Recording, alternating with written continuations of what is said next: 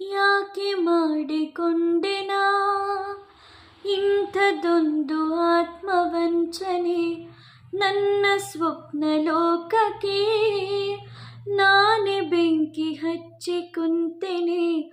ಬರಿ ಮರಳಲ್ಲಿ ಗೀಚಿದ ಹೆಸರ ಅಲೆ ಅಳಿಸಿದೆ ಒಮ್ಮೆಲೆ. ಈಗ ಅಸಹಾಯಕ ವೀಕ್ಷಕ ನಾನು, ಏನು ಮಾಡಲಿ? ಮರೆಯುವುದು ನಿನ್ನ ಮರೆಯುವುದು ಈ ಜನುಮದಲ್ಲಿ ಇದು ಸಾಧ್ಯನಾ? ಸಿಗದವರ ಹಿತ ಬಯಸುವುದೇ, ಶುಭ ಹರಸುವುದೇ ನಿಜ ಪ್ರೀತಿನ. ಅಳು ಬಂದರೂ ಅಳಬಾರದು ಮನಸ್ಸೇ ಇರು ತಡೆದು. ಪ್ರತಿ ಪ್ರೀತಿಗೂ ಗೆಲುವಾಗದು ನಿಜವೇ ಇದು.